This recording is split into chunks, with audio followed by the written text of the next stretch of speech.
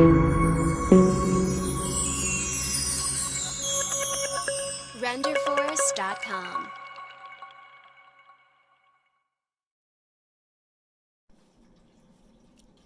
Hi all, this is Trisha Peach, host of the Peach Buzz, and I hope you were joining us last week when we first started talking about what do we do when we have to let a volunteer go. So this is part 2. If you're looking for part 1, watch that first. But part 2, for those of you who saw part 1, this is part 2, how the right way to ask someone to step down from a volunteer position. How do you know it's time? What should you have done beforehand? That's what we're going to discuss today. What should you have done beforehand, and what steps can you take to hopefully rehabilitate this person instead of asking them to leave? And then how do you actually do it when you do need to ask them to step down? So without any further ado, let's get into it. Okay, so we have, let's say that we know there's been some infractions here that have not gone well. What do you need to do before you ask a volunteer to step down? Well, first, we need to rewind quite a bit here. We need to rewind a bit. You're going to have a much tougher problem if you started your recruiting with a desperate begging. If you said, we need anybody in here, we just need a warm body in the nursery or it's going to have to be shut down. We need anybody to help us back there. Because then if you have to ask someone to step down, now you're saying, we need anybody but you. And it becomes more personal and it looks bad for you and your team. So when you first do recruiting, you need to be very careful about not saying anybody can work back in the kids ministry, because honestly, anyone cannot. It's a very specialized ministry and a lot of people cannot work in the kids ministry.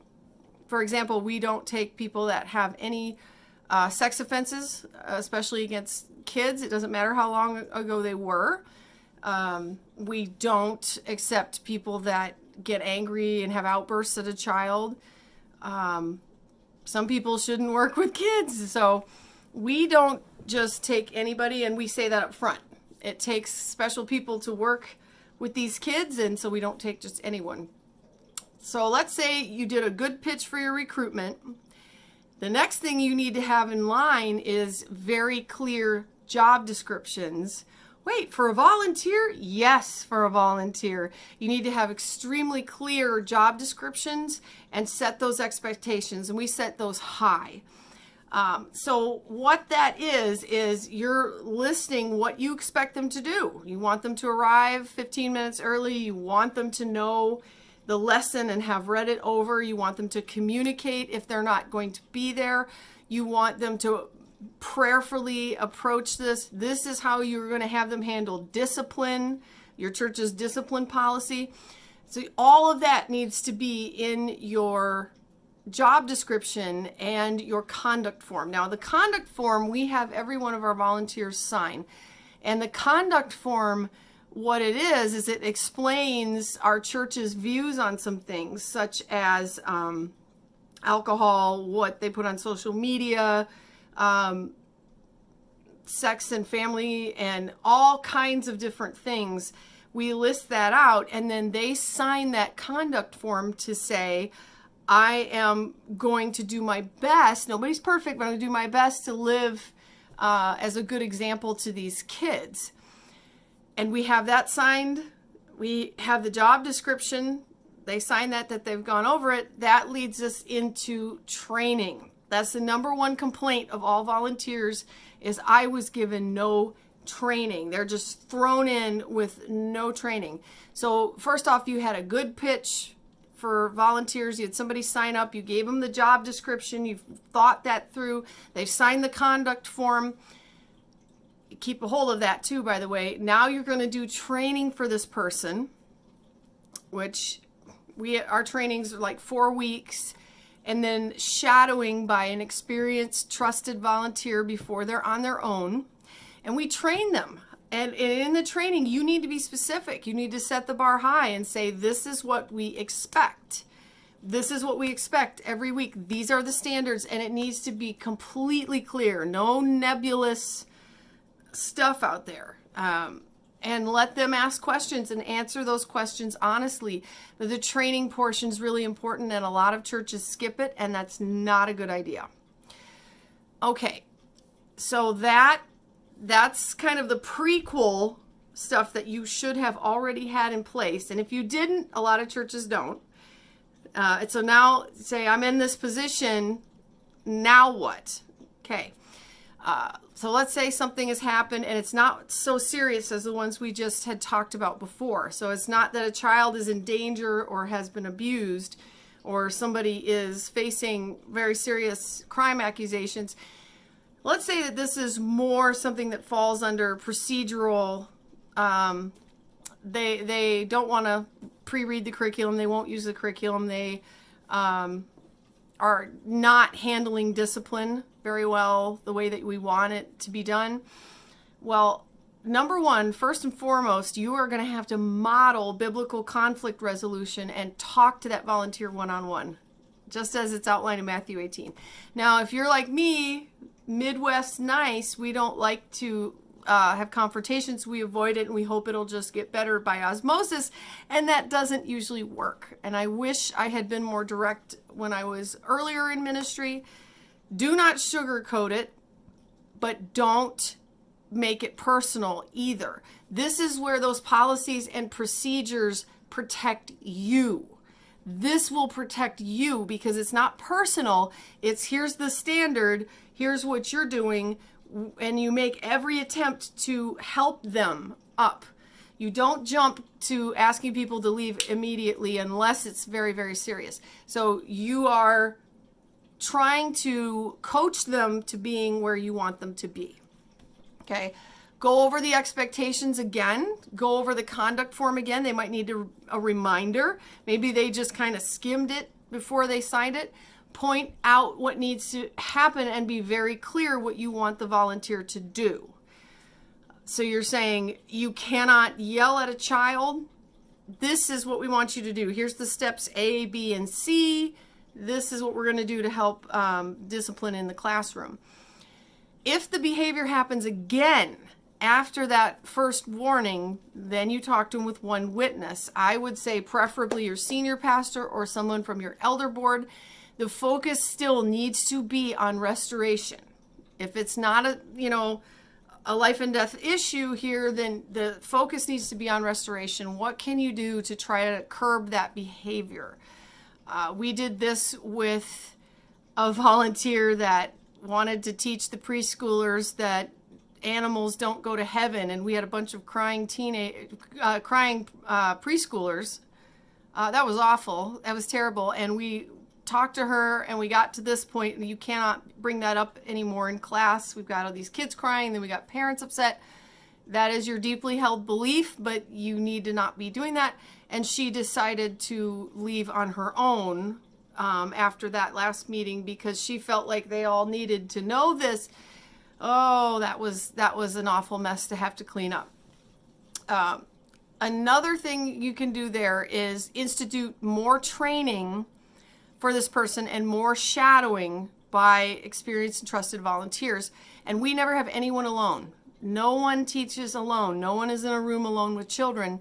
So there's always a second person that can give us another view of what's going on in there. And you may want to make yourself more present, observe some of this yourself and see what's happening. Give them some backup. Help them get the discipline under control for that room. That's another reason a lot of volunteers quit is they said, I had no help. I had no backup and the kids are running wild and I don't know what to do. And they weren't given a discipline policy to follow and they weren't given any help. So you may need to be more present and give them some help. Another great idea is to keep a journal of each meeting. Who said what and who did what and when, to the best of your knowledge, and date it. Put the times on there. I don't share this with everybody else right away, but I keep a record because if you have to ask them to step down, that can become really important. If all of this fails, the third occurrence, if there's a third occurrence of this behavior, I ask the volunteer to step down. This should be a relatively rare occurrence. This should not be happening all the time. If it's happening all the time, you're doing something really wrong and you're recruiting. So then you got to back up and look at your job descriptions and your trainings to make those better. So here's some tips when unfortunately you do need to ask that volunteer to step down, because it will happen at some point in your ministry, probably more than once. And it's awful. Nobody wants to be in that position. So you have to know that you did your due diligence. You did the background work. You had the job descriptions. You made the expectations clear. You did the interventions one-on-one. You worked with them, and it just did not work out. Okay. First thing I would tell you is do not fire them on a Sunday or right before midweek service. I see pastors do this all the time. It's a terrible idea. If this person is prone to drama and loves drama, you just gave them a platform and an audience to go crying to everybody in the church about what you just fired them and have sympathy, and they're in the middle of the moment when the emotions are running high.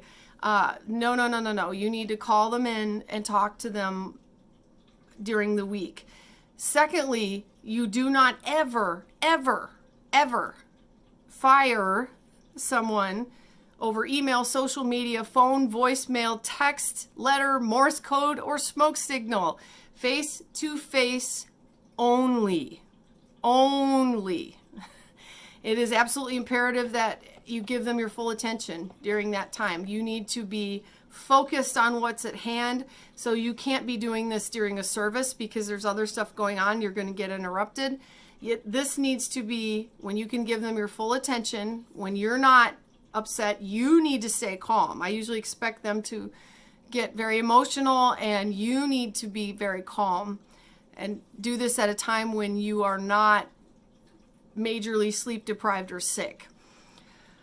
Have one witness present, preferably your senior pastor or a board member. This may help keep your words from being twisted later on.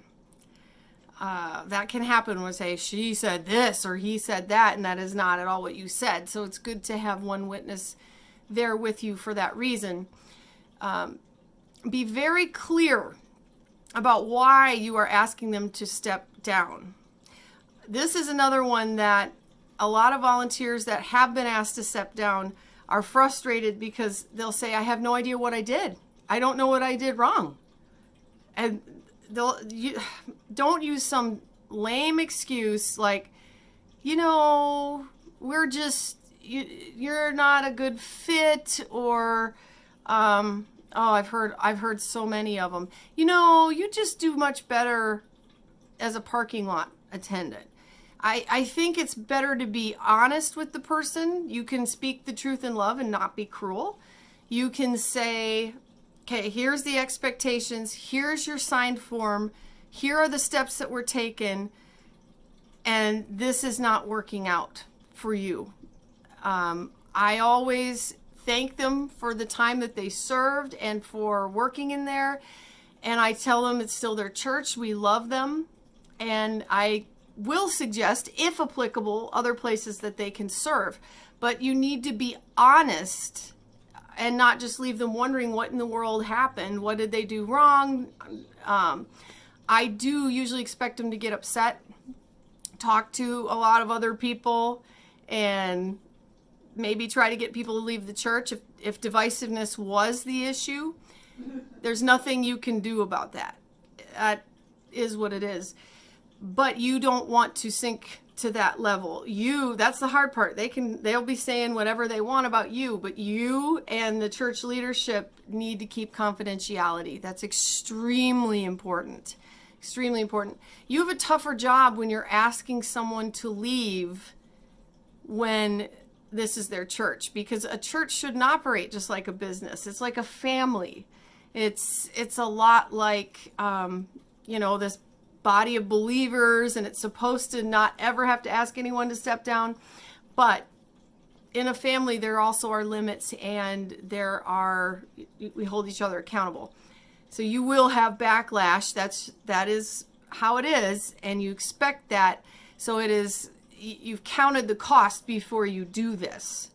Now, many times your pastor or the board will say, oh my goodness, you want me in there, they get squeamish about it. This is where your journal entries come in.